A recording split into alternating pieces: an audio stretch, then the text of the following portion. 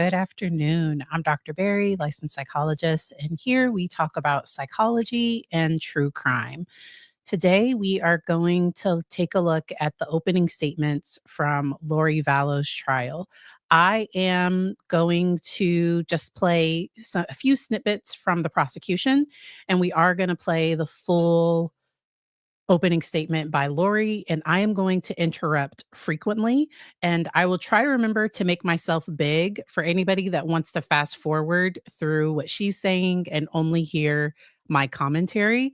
This is something that I think if you haven't seen it, you kind of have to. And if you have seen it, I think I'm gonna play it at 1.25 speed because Lori just weaves this web of just, but she might have made a decent argument for the jury.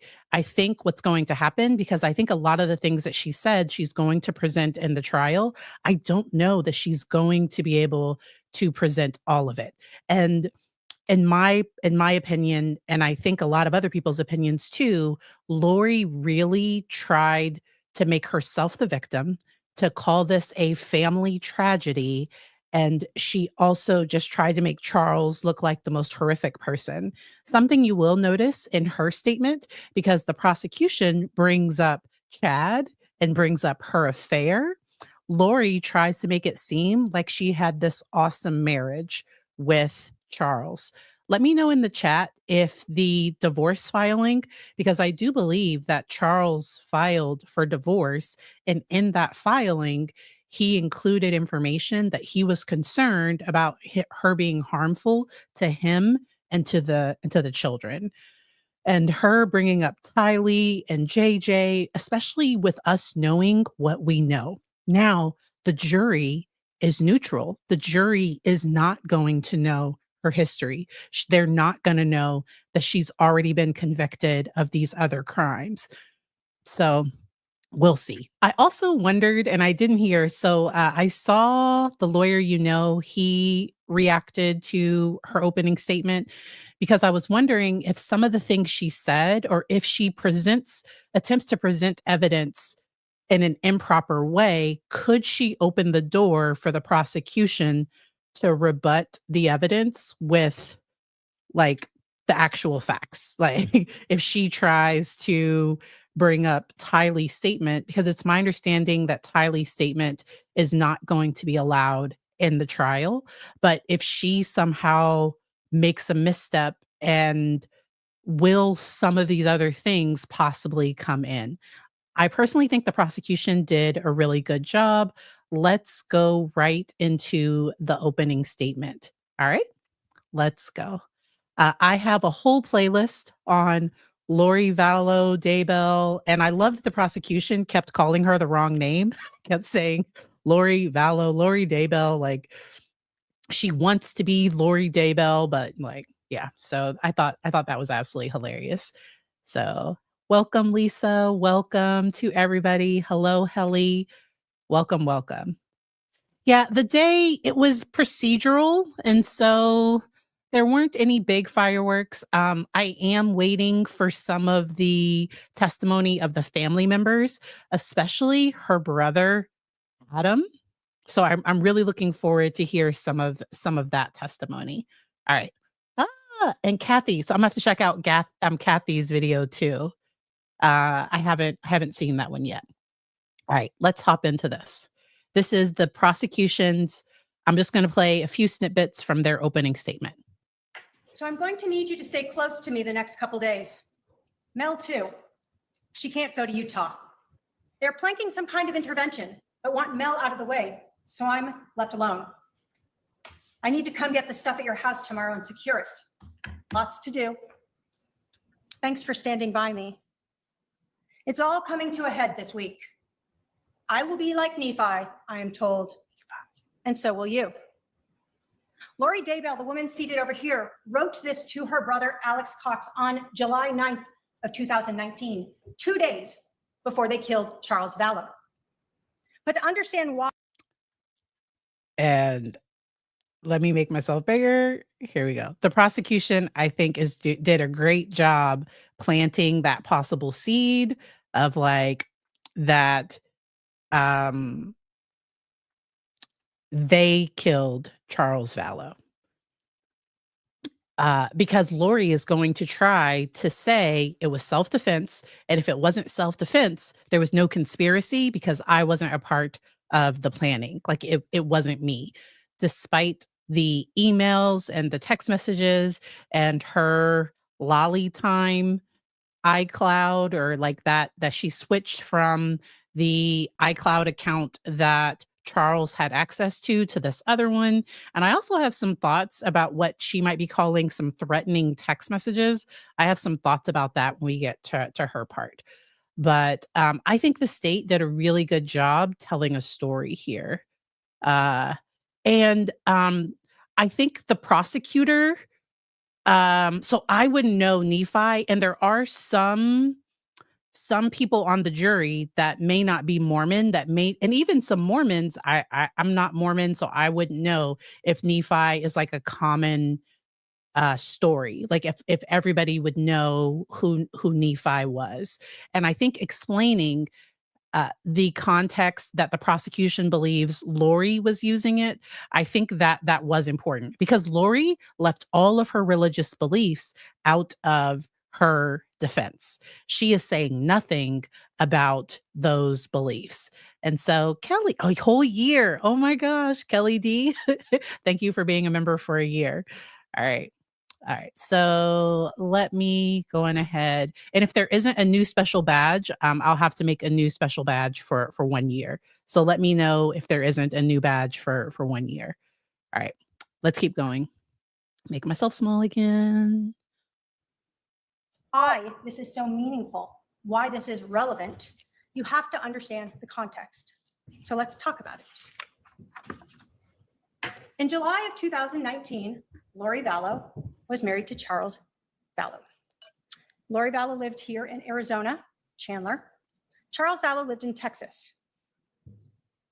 In July of 2019, Lori Daybell was Lori Vallow, married to Charles Vallow. In July of 2019, Lori Vallow wanted to be Lori Daybell, wife of Chad Daybell. And in July of 2019, Lori Vallow wanted to keep the same lifestyle that she had with Charles. And she could get all of this if Charles was dead. And Lori is going to try to minimize the possible motive of the money. And I don't know that she did a great job doing that, but she did attempt to minimize the money. But yeah, I'm going to skip ahead. The defense does a great job. Sorry, the prosecution does a great job pointing out the mistakes that they made. And because Lori is so, because I don't think she likes people talking about her possibly making a mistake.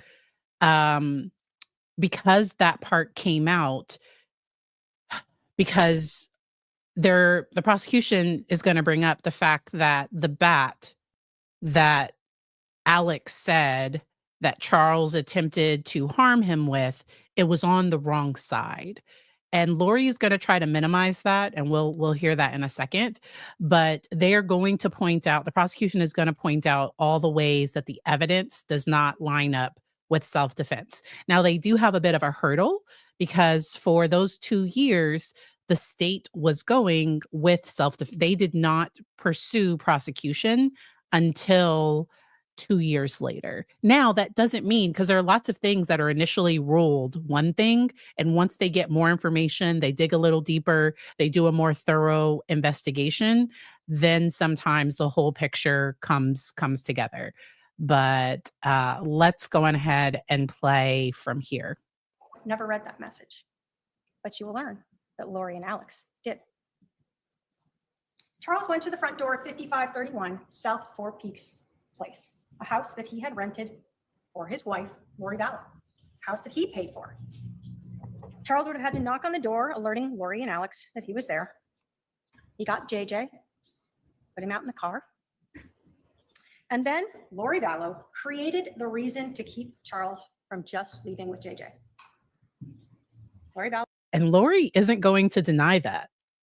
So the state is saying that Lori is the one that created the reason why Charles had to stay. Wanted to stop this intervention. Lori Vallow wanted to stop Charles and Adam from trying to take her temple recommend away. Lori Vallow, who wanted to be Lori Daybell, and Lori Vallow, who wanted Charles's money. So Lori took Charles's cell phone, and she refused to give it back. She's going to admit that. Lori Vallow, or Lori Daybell, whatever name you want to call her by, is why Charles didn't just leave with JJ that morning. Lori Vallow is why Alex was able to shoot Charles. Lori Vallow is why Charles is dead. So I really do think that the prosecution did a great job laying out a story and putting everything together. That they did a phenomenal job. The back and forth with the name, Lori Vallow-Daybell, and I don't know how Lori's going to respond when they start to bring up the affair. She's probably going to minimize it. And I do think that by the time they were separated, because I do think they're bringing in like somebody that Charles was possibly talking to, but it was, I think, after they were already separated. But the fact that Lori tried to make it sound like they had this beautiful marriage and just ignored her whole affair, ignored all these other things, and just tried to make it all Charles's fault, that he's the violent one, that he's the one with the anger problems. That's what, and that she was just trying to protect everybody. Like, that's how she tries to make it sound. And we will see what the prosecution is able to show. So we are going to skip ahead to Lori's statement. All right.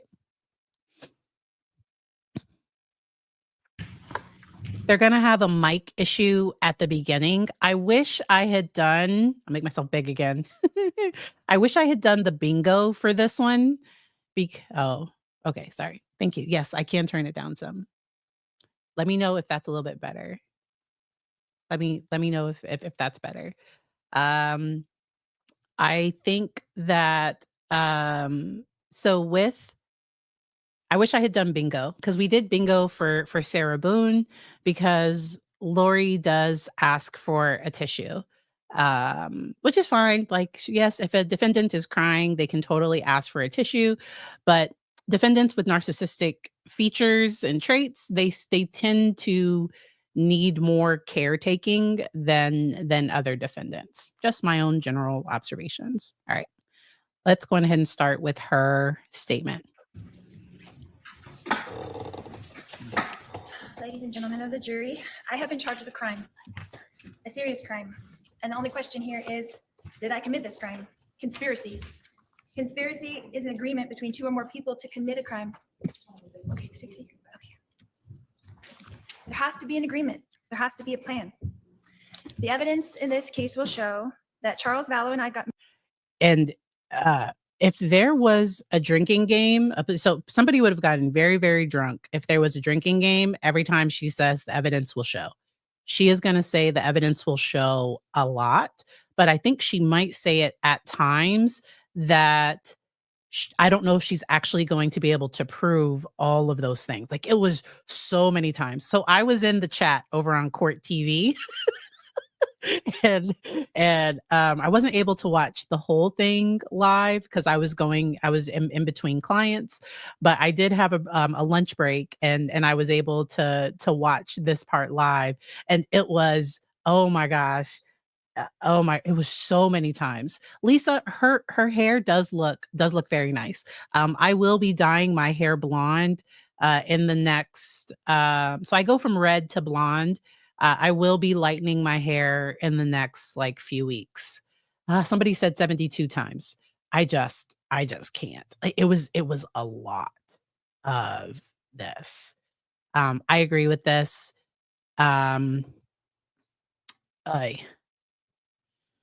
Yeah, that she's trying to separate herself. All right. Let's go on ahead and continue. Married in February 2006. It will show that it was my fourth marriage and Charles' third marriage. At that time, we each had 2 children. I had Colby, who was 9, and Tylee, who was 3. Charles had Cole, who was also 9, and Zach, who was 7. The evidence will show that our family moved from Austin, Texas to Chandler, Arizona in 2009. The evidence will show that Charles and I adopted our great nephew, JJ, who was born in 2012. It will also show that Charles and I were married for over 13 years and were raising 5 children. The evidence will show that I was a licensed cosmetologist and worked as a hairstylist for 20 years while we lived in Austin, Texas. I, I wonder what the legal reason was for her bringing up her job history. I don't know. I don't know if she was trying to say that she was financially secure or but I feel like defendants always talk about, especially ones with certain types of traits, they always talk about their accomplishments and the awesome things that they've done. Sometimes some people find ways to get to bleach their own hair in prison. Um uh Sometimes they find ways, and I love that y'all are excited about the hair transition for me. Like some of the things she said there would be evidence for, I don't think she had to say, like the fact that it was their 4th marriage. Like why her 4th marriage? Why would she need to show that? Maybe I think she divorced one, or because I think a few of them died. I think a few of her former husbands have. Are there any other ones that are alive? Is there like one Chad, and is there like one other? Like a lot of her ex-husbands I thought were deceased. No? Okay. We're just gonna keep it going. The evidence will show that Charles was a licensed life insurance salesman and worked as an independent contractor, selling life insurance policies and annuities, and owned his own business. The evidence will show that Charles and I purchased life insurance policies early in our marriage, and Charles had them issued to the maximum amount possible to each of us. The evidence will show that Charles was 17 years older than me, and that because of Charles' age and an issue that he had with high blood pressure, the maximum amount of life insurance that could be approved for Charles was $1 million. The maximum amount of life. I'm just going to slow her down right here. So this is her normal speed. Insurance that I could be approved for because of my age and my health was $2 million. The evidence will show that throughout our 13-year marriage, that we always had life insurance policies. When a 10-year policy lapsed, Charles would shop for another company who would approve us for the maximum amount of life insurance. The evidence will show that this was Charles' job. This is what he did. I helped him in this business, and this is what he did.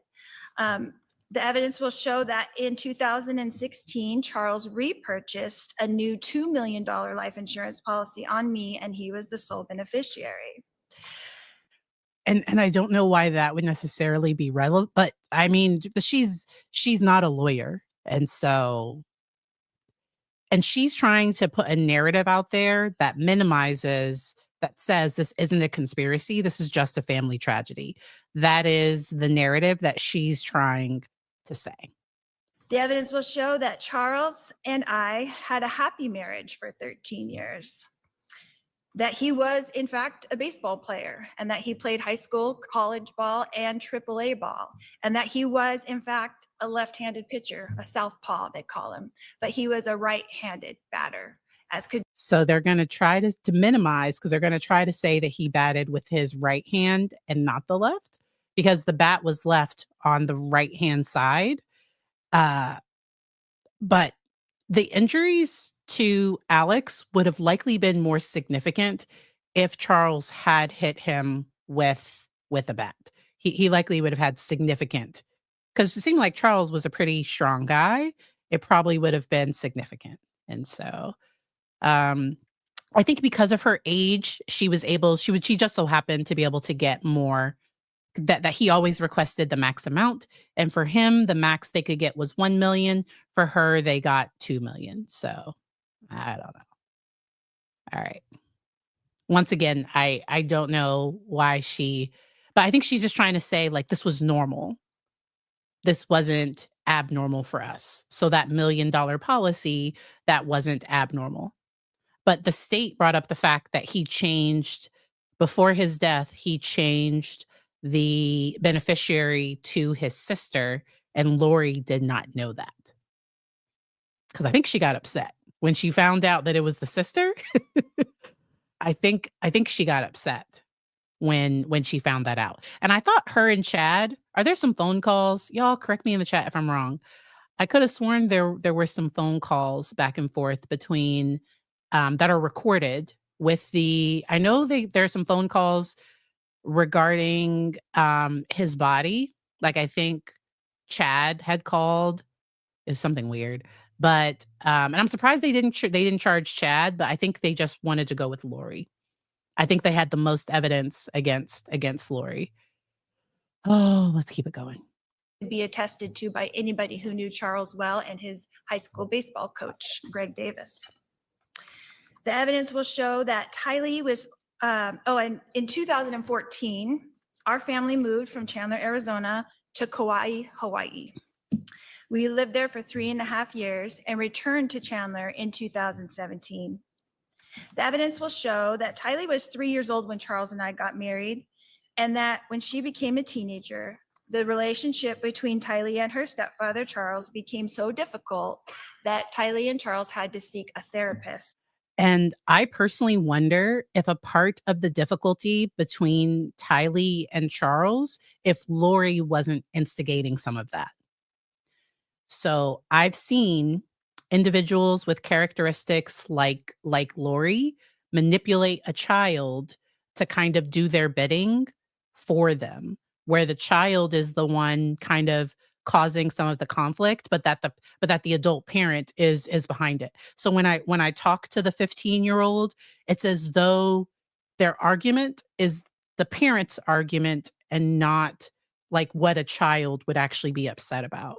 And so I wonder if, as Lori knew that she was going to, go off into the sunset with Chad, if some of that, if she used Tylee to get in the middle. I just kind of wonder. Yeah. Because I think she made, and thankfully the allegations of any potential essay with Tylee did not come up. Because I definitely I don't believe that Charles was harmful to the children in any way. Now he might have had arguments. Does that make sense? Like he might have gotten upset, but I don't think that he's this monster that Lori is trying to make him out to be. I just don't. A family therapist to stop them from fighting. The evidence will show that together, Charles and Tylee met with this therapist after we moved back to the mainland in 2017. The evidence will show that in April of 2018, Tylee's biological father passed away from a heart attack. And at that time, Charles called Social Security and made an appointment at the Social Security office. Object to hearsay. Sustain. The state did a good job objecting. Now, at one point, even the lawyer mentioned that maybe they should have objected just a little sooner, because Lori was able to say that it was initially ruled it was initially ruled self-defense, and she wasn't indicted until 2 years later. So she was able to get that out. The judge sustained it, but yeah. All right. And there were times when a defense lawyer might have objected to something the prosecution said, because Lori did not object at all during the prosecution's opening. So the prosecution was able to say exactly what they said. I don't know that there would have been something to object to, but the prosecution definitely at appropriate times, I think they did object when Lori tries to get something in there. Because a lot of people are wondering if her opening statement, if this is her way to get her narrative and her story out there without having to be cross-examined. So she's able to say these things within the law. So she can't say, because the prosecution can object if she goes too far. But I wonder if she's getting her story out like this so that she doesn't have to testify. because this is not evidence. So opening statements, this is not evidence. She has to actually prove all of these things. And to me, so just my personal thoughts, she is over promising. I don't know that she's actually going to prove all these. The evidence will show. The evidence will show. The evidence. I don't think she's actually going to show all of those things that she's saying. But yeah, all right. Let's go on ahead and keep it going. It will show that we did get Social Security for Tylee for her deceased father until she was 18 years old, and she was 15 years old at the time. The evidence will show that Charles and Tylee's fighting increased greatly in January of 2019 when Charles and I temporarily separated. The evidence will show that several people witnessed these terrible arguments between Tylee and Charles that increased to physical in 2019. Charles and Tylee had major increasing arguments, two in February of 2019, one of March in 2019, which was captured on video, one in May of 2019, one in June of 2019, and then the worst of all in July 2019. The evidence will show that in March of 2019, Charles pulled JJ out of his special school and moved him to Houston, Texas, while we were temporarily separated. Tylee and I then joined Charles and JJ in Texas in April 2019 to reconcile. The evidence will show that JJ was diagnosed with severe autism when he was 3 years old while we lived in Hawaii. The evidence will show that for 2 years, JJ was attending a school in Gilbert, Arizona, a special school for children with autism. It's called Lauren's Life Academy. And I think she's going to fail to talk about, because I think after, and this isn't going to come into this trial, because she's trying to make herself sound like this phenomenal mother and this amazing mother that puts the needs of her child first. The difficult part listening to this as somebody that's followed all of her trials, and the jury is not going to have this information, but the fact that she's over here talking about, oh my gosh, how important it is for JJ to be in the right school, but then she just up and moves, and then I'm not even sure she enrolled him in school completely, or like if she, that she pulled him out early, or like she's not going to talk about the horrific things she did, of course, but we still know. So that's why this is difficult to listen to. I think, I don't know if Chad is going to be called. If anybody knows in the chat, I think he was initially, but I don't know if he's actually going to be called. I think if he was called, it could make it worse for her. And I don't know if her attorney, because I think he would have to be in prison clothes. I don't think he would get to testify in as a free person. So I think if he did have to testify, I think he would be like that. I don't know that the state that Colby had any. I don't know if the state's gonna call Colby. I don't know. I think he wouldn't be able to watch the trial if he was. Or he has to get special permission, because sometimes family members are able to watch, but sometimes sequestered witnesses can't. And so the chat is saying Chad is not a witness, which does not surprise me. I think Chad, because the state could ask about the affair. The state could ask a lot of pointed questions, and he might have to plead the fifth on some things, because some things he says could lead to him getting charges. So yeah. Oh, you haven't heard this one? Lori Vallow? What? Hey. So Lisa, this case, Lori Vallow is charged with conspiracy to commit murder in the death of her husband, Charles Vallow. Her brother, Alex, is the one that pew-pewed Charles 2 times in the rental home. The state is alleging that Lori and Alex kind of planned and orchestrated a time when the kids would be out of the house. Lori also wasn't physically there at that very moment. The state believes that they delayed calling 911 and that CPR was not administered because they're going to talk about after Lori left the house, she goes to, I think, Wendy's and maybe to like another store or something. She's gonna have an excuse for that. She's gonna talk about buying flip flops. She's gonna say she's gonna say she didn't even know that he was deceased until the police told her. She was not arrested until after her two children went missing, one biological, one adopted. Her daughter, Tylee, and her adopted son, JJ.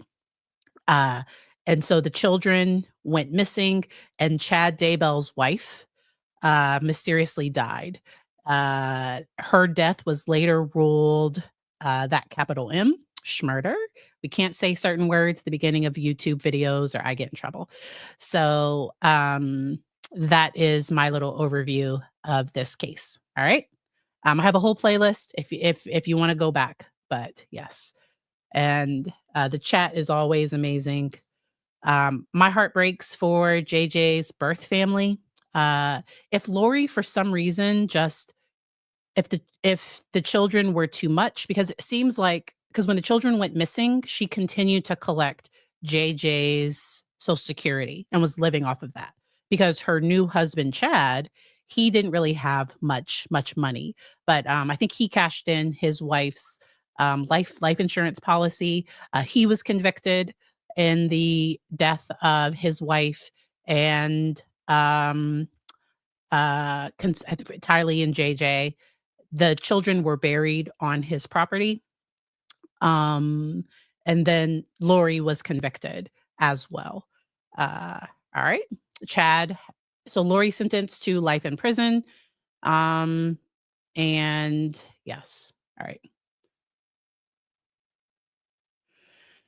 So, Marissa, can the state bring in any of her religious mania or any of her like religious? So, I think they are. So, the state in their opening, they talked about the text messages and the Nephi. They talked about them calling Charles Ned and that the zombies. So, the state brought all of this up.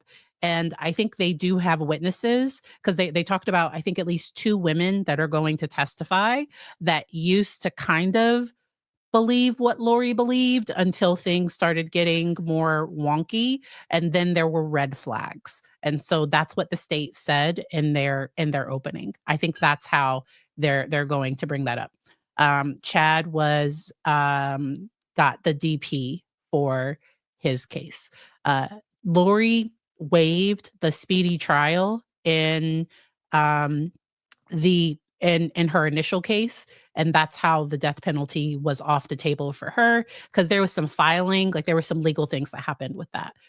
Charles, he waited for his trial and waived the speedy process, and he was charged with the death penalty. Yeah, that whole zombie Mormon. Oh, yes. All right. But when you dig into Lori and Chad, because they thought they were going to lead is it 1600 and 1600? I forget the exact number. Thought that they were going to lead the coming of Christ, and there were some odd beliefs that they had. The evidence will show that in June of 2019, in JJ's best interest, Tylee, JJ, and I moved back to Chandler, Arizona to re-enroll JJ back in Lawrence Life Academy since he had a difficult time with the Houston, Texas schools with no services for his autism. The name's wrong. The evidence will show that Charles and I agreed it was in JJ's best interest to be in school where more services were available to him. So Charles and I rented a house here in Chandler. On the day in question, July 11th, 2019, Charles and I were renting two houses, one in Houston, Texas, where he mainly resided, and one in Chandler, Arizona, where I resided with our two minor children, Tylee and JJ. By this time, our three older boys, Colby, Cole, and Zach, were adults and not living at home any longer. The evidence will show that during the months of June and July, that my husband, Charles Vallow, began to send me threatening text messages. That's part. These messages were seen by my sister. Now, what she's calling threatening text messages, I wonder if that was him threatening to expose the affair, or if he was threatening to try to get custody of the children. Like, I don't know that there's any evidence that he was threatening her life or anything like that. So it'll be interesting to see what she tries to bring up with this, because Charles Vallow emailed Tammy Daybell, Chad's wife. We're not sure if she saw those emails or if Chad was able to intercept them, but it doesn't seem like Tammy Daybell really believed that her husband was having the affair, or like it seems like Tammy didn't. I don't know. Like we don't know, because Tammy's not able to say. But those emails came up in Tammy's trial. I don't know that will be able to come in, because that was all stuff, but because that was all stuff later. I don't know. So we'll see what comes in. I'm very interested to see what type of evidence. So that's where I'm wondering if those threatening emails was threatening to expose the affair, which isn't like I don't know. That's where I wonder. So it's my understanding that Charles, I think he wanted to work it out, but he did file for divorce in February of 2019. That's according to a CBS News article. And in the filing, he said that Lori had threatened to capital M him, and he also expressed fears for JJ and Tylee's safety. So, and then this incident happened on July 11th of 2019. Okay. All right. Let's keep this going. Sister Summer, and that worried her. The evidence will show that Charles insisted on flying into Phoenix on July 10th, as we've heard from the state. The evidence will show that I advised Charles that he could not stay with us at the Chandler house because he could not get along with Tylee, and I did not want them to get into another fight like they had 3 weeks prior. The evidence will show that it was ultimately decided between Charles and I on text messages that he would stay in a hotel because he traveled for business all the time and stayed in hotels all the time, and that I would book it for him since I worked for him and booked all of his travel. The evidence will show that Charles did in fact fly into Phoenix on Wednesday, July 10th, and stayed in the hotel that I booked for him. The evidence will show that Charles paid to fly my brother Adam Cox into Phoenix from Kansas on the same day, Wednesday, July 10th, 2019. The evidence will show that Charles planned to come to our Chandler home and pick up JJ and drive him to school on Thursday morning, July 11th, 2019. She's skipping some important parts because her brother Adam was coming to do an intervention with Charles, and she does not bring that up. Like, her brother Adam was coming to confront her about I believe to confront her about her beliefs and the affair. I believe that's why her brother was coming. And it was smart of Charles to want somebody else to kind of be there with him when he was having that conversation. It's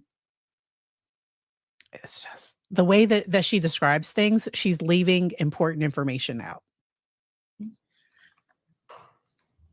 The evidence will also show you that Lauren's Life Academy opens its gates at 8:25 a.m. in the morning. And the evidence will show that Charles showed up at our Chandler residence around 7:30 in the rental car I booked for him on the morning of Thursday, July 11th, 2019. The evidence will show that Charles began texting with my brother Adam Cox before he entered our residence, and that Charles and Adam were discussing in their text communications that my other brother, Alex Cox, was at the residence. The evidence will show that on the morning of July 11th, that Tylee was asleep in her room and my brother Alex was asleep in the guest room. The evidence will. So now she's going to go into the details of what happened that day from her perspective. And I think I don't know that all of this is true, but we'll see. Show that when Charles entered the house, only JJ and I were awake and present. The evidence will show that after we put JJ in the rental car, that Charles came back into the residence to receive his phone, leaving So once again, she's leaving some important stuff out to receive his phone, but it's because she had taken it. And she's going to admit that later, that she was refusing to give him back his phone. JJ in the front seat of the rental car with the engine running. He was 7 years old. And she's blaming him for leave, but ma'am, you're the one that wouldn't like bring his phone out to the car. Like if this, like the child is in the running car, you have his phone, give him back his phone. I don't know. It makes sense to me. The evidence will show that Charles began to scream at me when I refused to hand him his phone. You can't do that. The evidence will show that Charles' screaming woke up Kylie and Alex. She had no right to keep his phone. Like what? So that part does not, and I hope the jury and because none of this is evidence, the jury is just hearing this and all of that. But the fact that she took his phone and was refusing to give it back, and if they did have some type of argument, okay, but like she's supposed to give him back his phone. You can't keep people's phones. But I wonder if they were arguing over some of the messages he was sending to Tammy or something. I don't know. We'll see. Evidence will show that Tylee came out of her room with a bat to protect me, her mother, from her stepfather, Charles I'm gonna get emotional. The evidence will show that I think this is the story of what Lori wants to have happened. Like, I think this is the story that she wants the world to hear and that she wants us to desperately believe. I think she wants us to think that Tylee was protecting her. Like, I think this is the story that she wants. I don't know that this is what actually happened. That would make more sense to me, because I wonder if they were arguing over the emails. I don't know. Tylee and Charles fought over the bat, and that after a struggle over the bat, Tylee fell onto the ground, and Charles lifted up the bat to hit Tylee with the bat. I don't believe it. The evidence will show that Alex then intervened to protect Tylee from being hit with the bat. He did not have a gun. He was not wearing a shirt.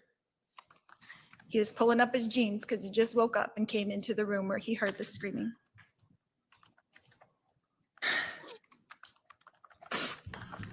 The evidence will show that Alex and Charles got into a physical struggle for the bat and fell onto the ground.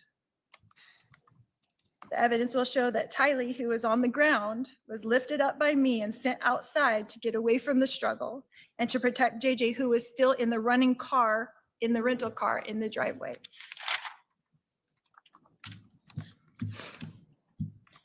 The evidence will show that after this struggle on the ground between Charles and Alex, that Charles prevailed with the bat and began to come towards me with the bat as I ran away from him into the kitchen. The evidence will show that at some point while I was running away from Charles, who was chasing me with the bat, that Alex apparently retrieved his gun. So she's kind of putting herself in the house for more of the struggle, because at what point does the pew pew go off? Like, so she just so happens, so she sees her brother grab the pew pew and she just leaves and like doesn't call, doesn't ask for an update, and because she takes Charles's rental car. Like, they're in his rental car. And I think she took his phone with her. Like, I think that's what the state said. Like, all of this, I hope the jury's paying attention. But like, they really don't have to, because it's opening statements. This isn't evidence. But even what she's saying doesn't make sense. Doesn't make sense to me. I don't know. The evidence will show that I ran outside to the children and that Alex shot Charles in self-defense. So you heard the pew pew go off. Like that's the part that I'm confused by. Like the phone and wallet. She took the phone, wallet, and his car. And as she's leaving, he's shot and she just takes JJ to school. Like, and they just come back to the house and there are like this, like what? The fact is that she, and I think this is part of why she wanted to defend herself, because I don't know if a defense attorney would have recommended some of this to come up in opening statements. I am flagging questions. Thank y'all for putting the QQQs. Let me go ahead and get to the first one. With all the upcoming police chat with Charles before his death, would there have been a cause to have her checked out by psych doctor, or would there need to be more evidence? So I think so. Police are not trained, not so. I don't know how it is in Chandler, Texas, but I know in Virginia, sometimes when police respond to mental health emergencies, as long as the person says they're not going to harm themselves, they're not going to harm anybody else, the police will often leave. There has to be pretty significant evidence for the police to then take the person into custody against their will and take them to the hospital. Um, and so, because Lori presented well to the police, and I think the police, and without knowing the whole story, I think they kind of sided with her and just thought this was a custody thing, this was a bad marriage, and they might have thought like, because they're looking at her thinking like, what could she do? And I don't think the police believe that she was really a threat. These are just my personal thoughts. I don't know what happened for sure. Okay. And then Shani, I'm confused. How will the remember she's pro se defendant, okay? So I don't know why she said the evidence will show so many times, because I honestly don't think she's going to be able to get all of this at because she said the evidence will show I was divorced. Like this was my fourth marriage. Like why would you need to submit evidence of that? Like I don't know. So pro se defendant. That's what we'll say. Chandler, Arizona. I'm sorry if I said the wrong. I think I said Texas. I'm sorry. Thank you for correcting that. Chandler, Arizona. I've made that mistake before. All right, because I think there is a Chandler, Texas too. Chandler, Arizona. All right, let's keep listening. I'm sorry. The evidence will show that Tylee and I had both run outside without shoes. The evidence, because like what evidence would there be of that? Like so that's where, okay. Will show that JJ was still in the front seat of the rental car with the engine running and struggling to get out of the car. Tylee was trying to keep him in.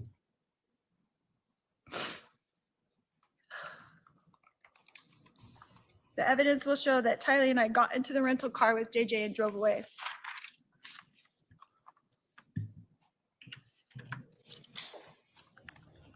The evidence will show you that I drove the children away from the residence towards JJ's school. Can I grab a tissue? Yes. She's gonna ask for a tissue.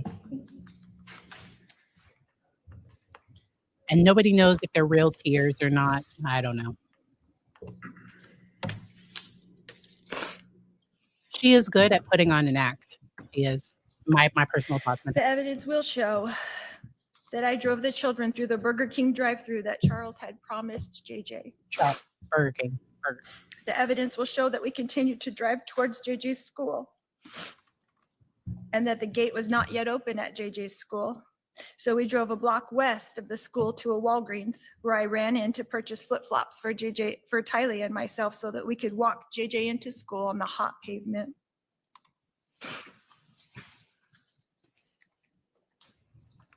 The evidence will show that Tylee and I returned directly to our residence where we met with police in our driveway. The evidence will show that we were spoken to by the Chandler police officers. And the evidence will show that Tylee and I were told by the Chandler police detectives that Charles had passed away.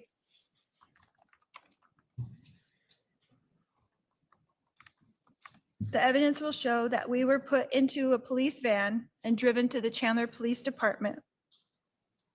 The evidence will show that Alex was taken by police in a police car to the Chandler Police Department, and that we were all three separated into interrogation rooms and we were each interviewed. The evidence will show that I think she's trying to portray the image of a grieving. Well, I don't know. Like, I think this was a tragic day. I'm so upset by this. But the day of, she was calm. I don't think she shed a single tear. She was just talking with everybody. So in another video, let me share this tab real quick. If you go to my page and you click on playlists, I have a Lori Vallow-Daybell playlist. Okay. And in the past, I did go over, let me see. I did Lori's police interview, and all right. So there's a playlist with some of those videos. All right. Let's keep this going. next, Tylee and I were brought back together into a room at the Chandler Police Department and were introduced to a victim's advocate who was very kind to us.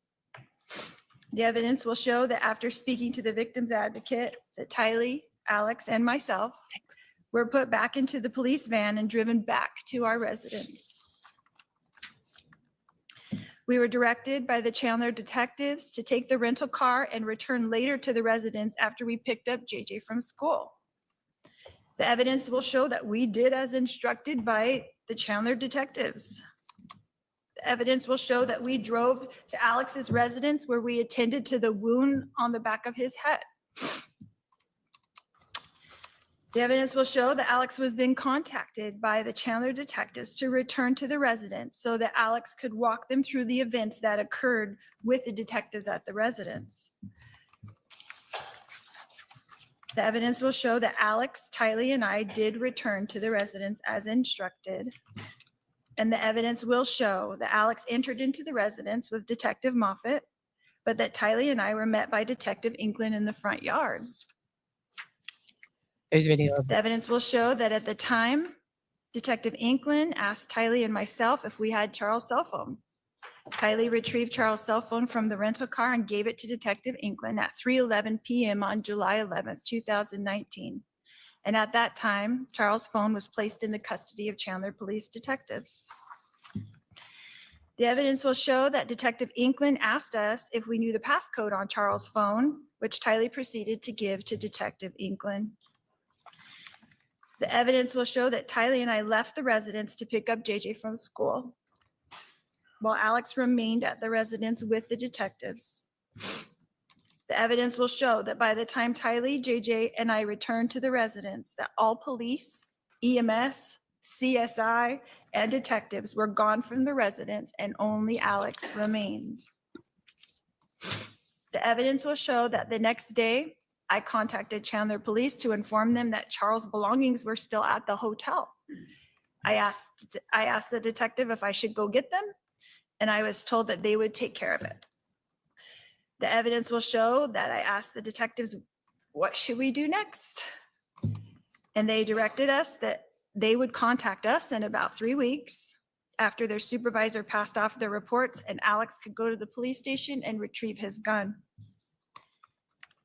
The evidence will show that the last thing I heard from Chandler Police Department until June of 2021, 2 years later, when I received a grand jury indictment from them for this alleged crime. objection.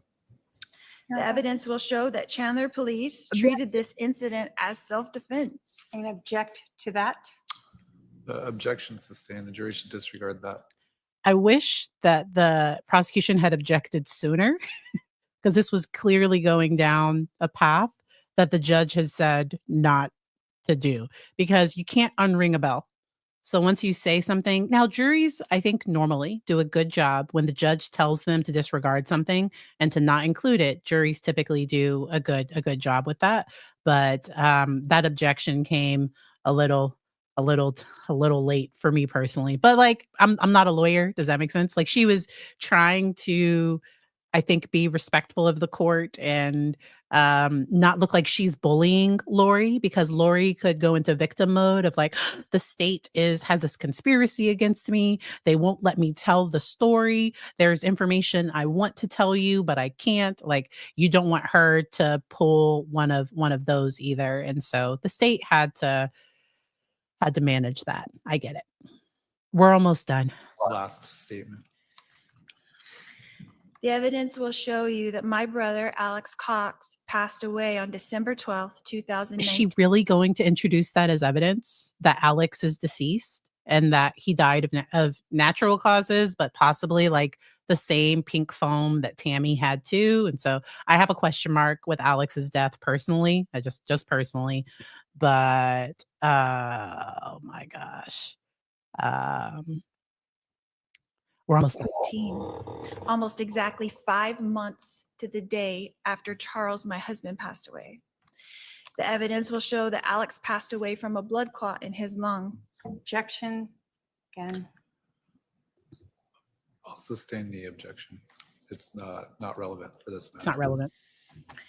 The evidence will show you that I am the only person being charged with this crime. Were you? I would object to the relevance of that. Were you? Sustained. As the state has mentioned, they're alleging that insurance money was my motive. Social Security was my motive. Spouses having insurance policies is not a crime. Collecting Social Security is not a crime. But if you, I don't know, like she's trying to minimize that I didn't do it for the money. She's trying to say that, but because the lawyer mentioned that often there are certain reasons that people do commit these kinds of crimes. She's trying to minimize it, to be like, I didn't do it for the money. Like I was not involved in this at all. Like, it's normal to have a policy on your spouse, but if you're thinking, if I divorce him, I might not get that much, but if he dies, I get the $1 million policy. Oh my, holy. And innocent until proven guilty. So we'll see what the jury decides, but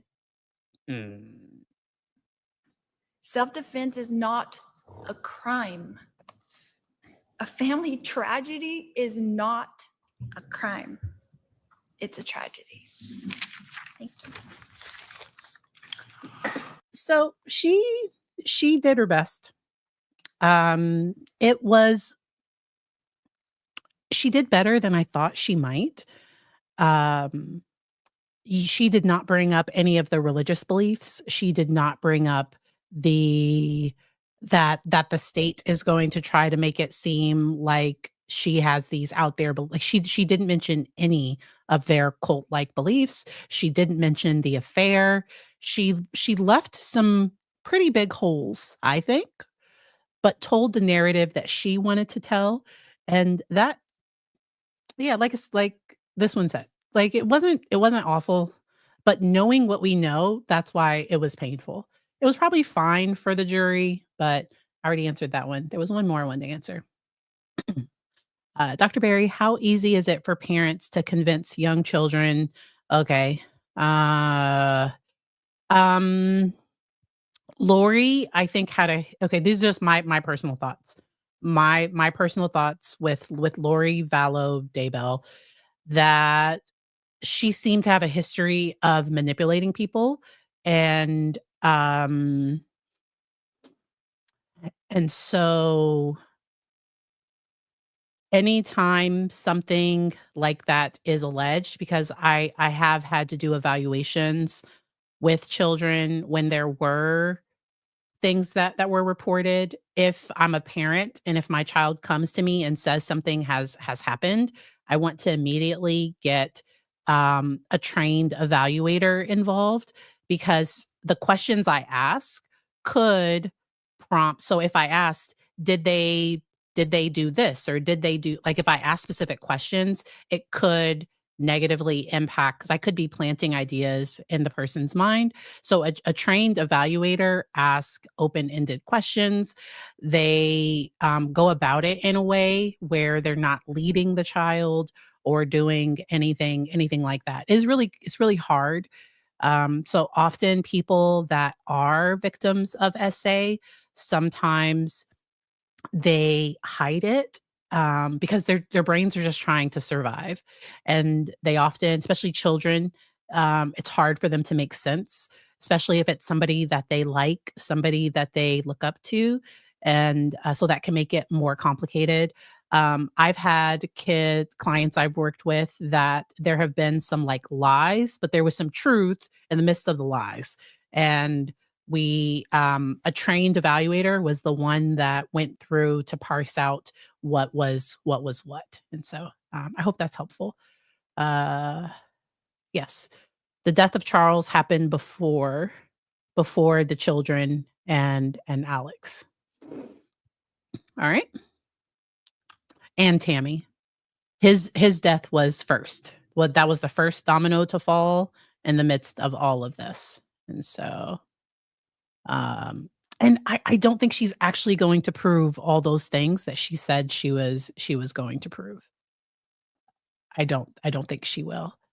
So there's trauma-informed parenting. So if I did suspect something, like I said, making sure that there is a trained person to meet with the child. Okay.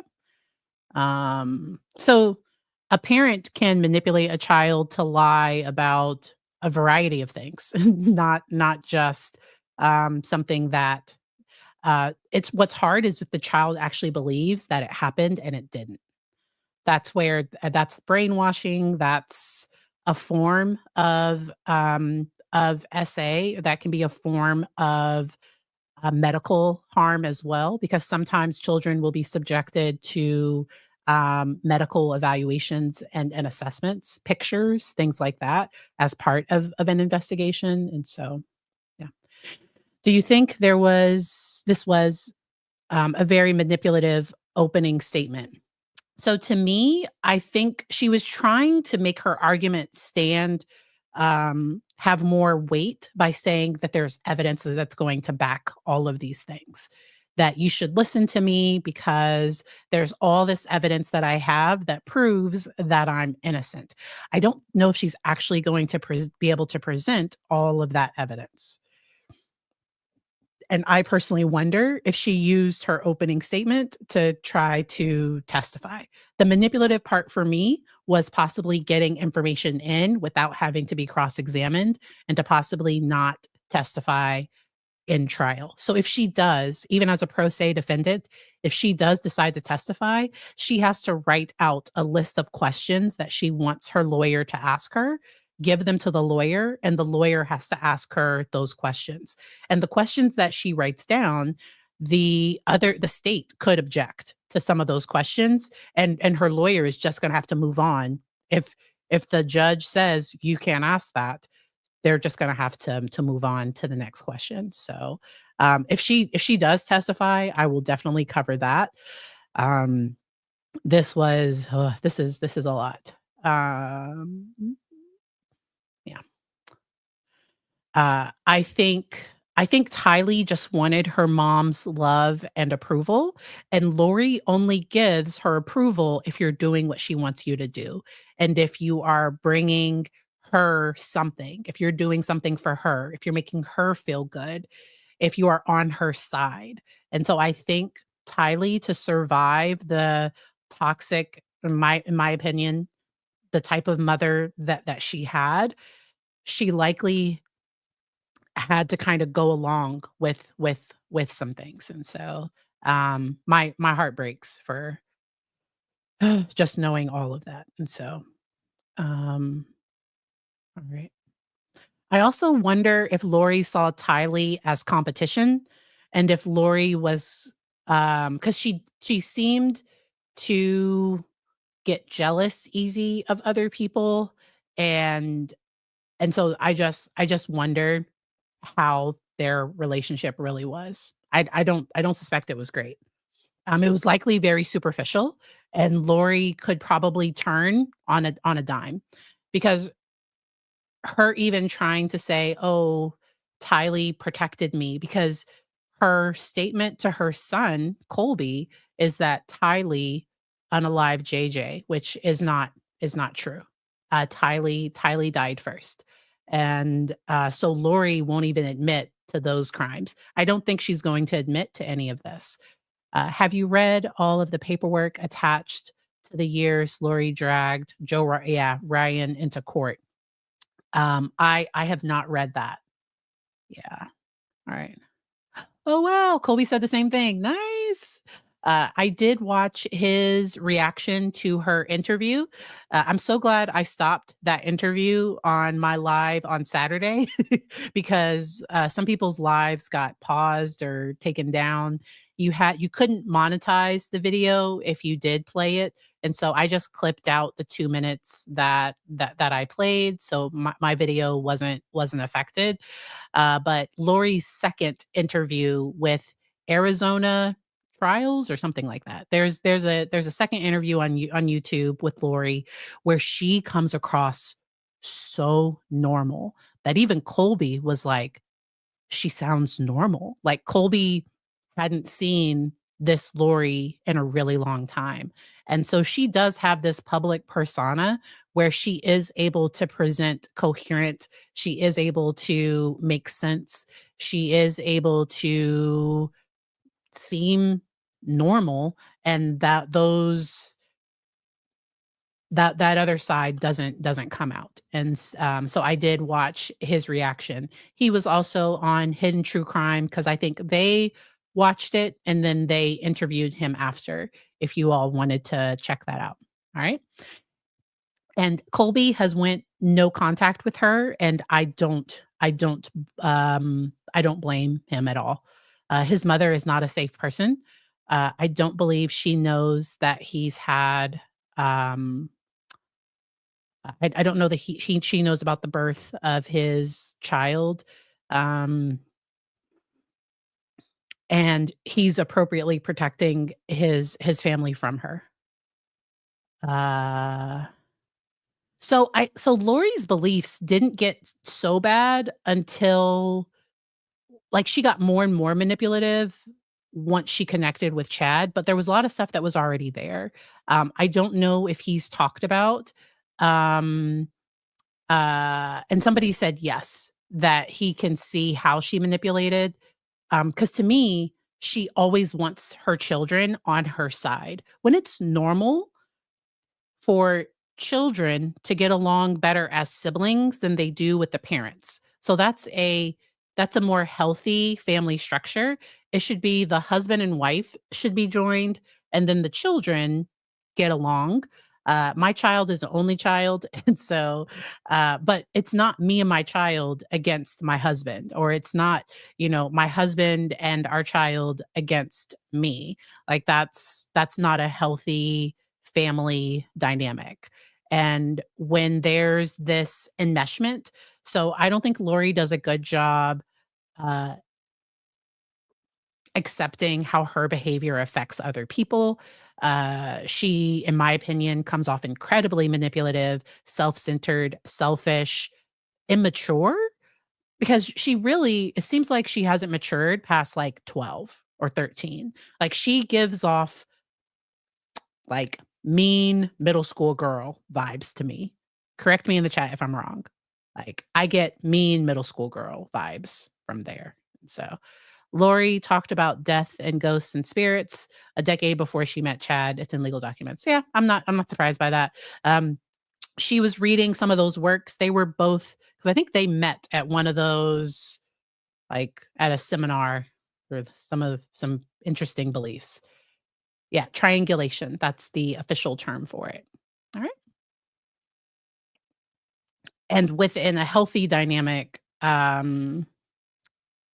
like, and it's not me and my husband against our child, but what it is we're on the same page, and we are supporting our child. Does that make sense? It's not like, let's say, I don't know, me and my son want Wendy's for dinner and my husband wants pizza or something. That, me and my son, we don't manipulate, argue. We don't like, now, if we're going to vote and have democracy, okay. But some people use their children to manipulate their spouse or to manipulate their co-parent. And it's very, very problematic. All right. Flying monkeys. That's the other thing. Flying monkeys is a tactic where, and smear campaigns, when somebody's talking bad about the other person to everybody else, to everybody they know. And I think Lori attempted to do a smear campaign against Charles during that statement. Because I don't know if there's going to be evidence of him putting his hands on Tylee. I don't. And if there is, okay, but I don't know that there's going to be that. All right. I know. All right. I appreciate you all. I'm going to keep an eye on court stuff today. If something major happens in court, y'all will see a live scheduled around 6 p.m. tonight. If nothing major happens, it seems like they're laying a foundation with a lot of the police fire response. They're laying a lot of foundation today. So let me see. Look at my schedule for this week. Yes. I might be able, if something major happens on Wednesday, today or Wednesday, I might go live from my office on Thursday. We will see. I have some reports due on Friday, so I do have to get some work done. But I have a large break on Thursday. So keep an eye out, keep your notifications on. And if there's something you all want for me to cover, make sure to put that in the regular comments and I will take a look. I appreciate you all. I hope y'all enjoy the rest of your day. I am going to go have some butter chicken and rice. I'm going to go eat lunch. So take care of yourself, drink your water, and we're going to justice for Charles. And I will see y'all next time. Have a good one. Bye.